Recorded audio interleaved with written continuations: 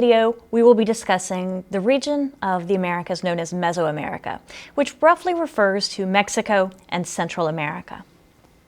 Together, North and South America stretch for about 11,000 miles in length from north to south.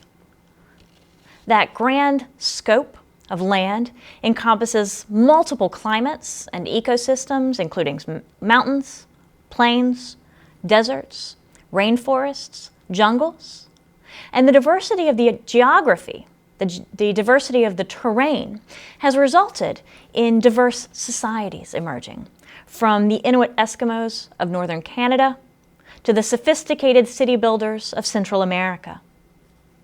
There is no one American experience or Native American experience that we can talk about in the period prior to the arrival of the Europeans.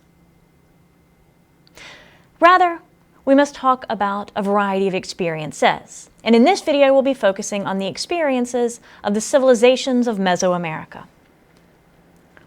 The first Native Americans arrived in the New World much later than Homo sapiens emerged elsewhere. Reliable evidence suggests to the population of the Americas through 3 migratory waves. Those waves occurred between 30,000 and 10,000 BCE and arrived from Asia, crossing over a land bridge that connected Siberia with modern-day Alaska, a land bridge called Beringia. And during the last ice age, the Pleistocene era, these migrants would make their way southward, moving between glaciers along the Pacific coastal plain to eventually populate the entirety of the Americas. By the late 15th century, 3 types of American societies had emerged. There were nomadic groups, sedentary or semi-sedentary groups, and groups living in large population settlements supported by agricultural surpluses. This third group really only existed in Mesoamerica, supported by the vitality and fertility of the soil in what is modern-day Mexico and Central America. The agricultural revolution emerged in the central part of Mexico around 5500 BCE and spread relatively quickly throughout Mexico, Central America, and down into the coastal highlands of South America in the region of Peru. The agricultural revolution in Mesoamerica supported a variety of crops, including maize, potatoes, pumpkins, beans, squash. And it was incredibly productive. Many archaeologists suggest that the average farmer in Mesoamerica was able to grow enough in 8 to 10 weeks to support his family for an entire year. Now, obviously, they didn't just grow for 8 to 10 weeks, and so the result were tremendous surpluses, stockpiling and trading goods to create vibrant and thriving civilizations like the Olmec, the Maya, the Aztecs, the Toltec, or the Inca. So let's look at a few of the characteristics of some of these civilizations so that you can understand what united or what these Mesoamerican civilizations had in common and how they differed. So we'll start with the Olmec. The Olmec established the first major civilization in Mexico. They lived in the tropical lowlands of south-central Mexico and dominated the region from 1500 to about 300 BCE. We have a number of holes in the historical record, so there's a lot we don't know about the Olmecs. But what we do know is that they set a foundation for many of the later civilizations of the region. For example, the archaeological record suggests that the Olmec had an organized religion with a priesthood, human sacrifices, and pyramids, all of which would be borrowed by the Maya and later civilizations. The Olmec built significant cities such as San Lorenzo and La Venta, and traded goods like obsidian, jade, and rubber. They didn't necessarily consider themselves a united group. There is evidence of infighting within the Olmec civilization, but the things that they shared, like social organization, religion, trade, urban life, would become a foundation for later Mesoamerican civilizations, like the Maya. Around 300 BCE, a weakened Olmec civilization fell to the rise of the Maya. As the Olmec civilization collapsed, the Mayan civilization began to emerge. And the Mayan civilization would build one of the world's most advanced civilizations. For a long time, historians and archaeologists only knew about the Mayan world by virtue of elaborate stonework and pictures that were left by the Maya as they recorded their daily activities. They did have a written language known as the Mayan script, which was deciphered piecemeal by archaeologists, linguistic experts, and historians. Deciphering that written language took most of the 20th century. And in spite of very recent advancements, still only about 90% of the Mayan script has been deciphered. So there's still much to learn about the Mayan world, but what we do know is that they had a written language, an accurate calendar, a complex understanding of mathematics, far more advanced than much later Europeans. We know that by about 300 CE, the Yucatan Peninsula in Mexico was governed by a hierarchy of Mayan city-states ruled by hereditary kings, and that as many as 14 million people lived in this group of cities, villages, and the surrounding countryside, making it one of the largest civilizations in the world of its day. We know that they were organized around elaborate cities and that urban life was at the core of the Mayan existence.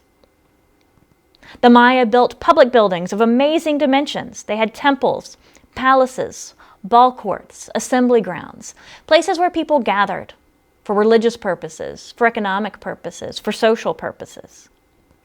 We know that religious belief ordered society. The Mayan religion was polytheistic, meaning that they believed in many gods, and it wasn't what we would consider to be ethical. Instead, they believed that the gods could intervene in people's lives. Gods played multiple roles in human affairs, and those roles weren't always beneficial. So these gods needed to be appeased. And one of the ways of keeping the gods happy was with a steady diet of human blood. And so this resulted in the ritualistic practice of human sacrifice. Human sacrifices were common, but the Maya emphasized quality over quantity, meaning that it was more important to sacrifice a powerful individual than to sacrifice 100 nobodies. Their advanced knowledge of science and mathematics allowed them to date events for more than 2,000 years, creating one of the most accurate calendars of the pre-modern world. And then we know that somewhere around the year 900, they began to decline. There have been a variety of suggestions as to why this happened. Was it drought? Overextension of the empire? Decades of nearly constant warfare? We don't know. But what we do know is that beginning around 900 CE, this once great civilization began to break up. And by the time the Europeans arrived, by the time the Spanish arrived, in the 15th and 16th centuries, there would be little more than a few villages remaining of this once great civilization. Another civilization of Mesoamerica were the Aztecs. And the Aztecs developed out of a group known as the Mexica. Or more specifically, they grew out of a triple alliance between the Mexica, the Texcoco, and the Tlacopan.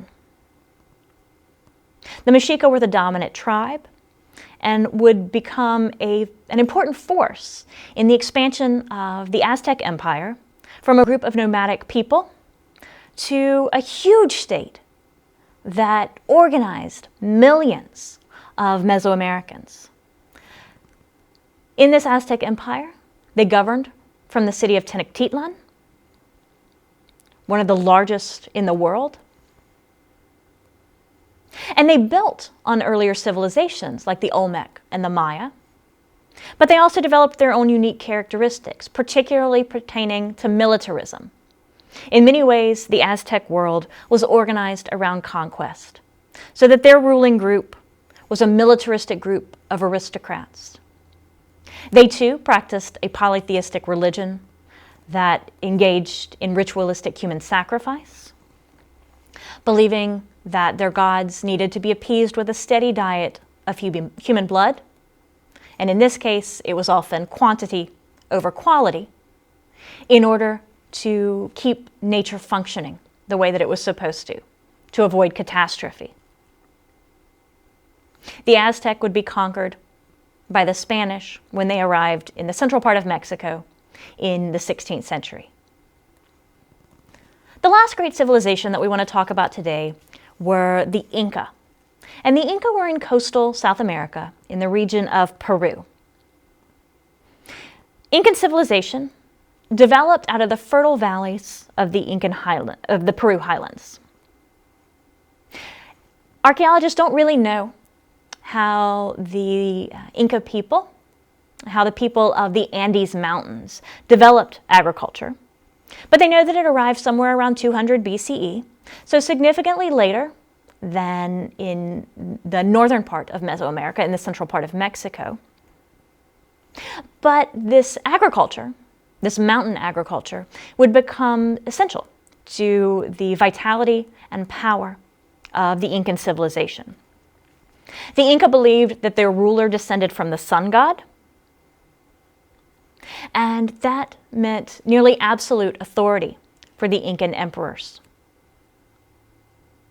The emperors would use this power to expand their empire until it included more than 16 million people and extended from modern-day Ecuador and Colombia down to the southern part of modern-day Peru. Incan society was organized around the Ailu, or clan, which were more or less self-sustaining regions, normally inhabited by extended family members. They were organized and kind of worked on the basis of obligations. All members of the Ailu had obligations to each other. Marriage was mandatory, and the Inca practiced polygamy. Women were often charged with procreating, with having children. Men performed public duties, called the mita system, and paid tribute in the form of taxes to the Incan emperor. As the Incan Empire grew, this system was imposed on conquered people, and land was also often used as a bribe or as a mechanism of control. This rapid expansion and conflict over land produced political and social stress, so that by the time the Spanish arrived in 1532, the Incan Empire had been weakened by nearly a decade of civil war and would eventually fall to Spanish conquest. So we see, with our concluding thoughts here, we see that Mesoamerica gave rise to vibrant civilizations who shared some common characteristics, but also had some differences. And those differences would set them apart from other parts of North and South America, from those nomadic, sedentary, and semi-sedentary groups that we referenced earlier in the video. So it's important to understand that there was no such thing as a singular Native American experience prior to the arrival of the Europeans, but rather these Native American experiences must be understood as the complicated and diverse systems that they actually entailed. Thank you.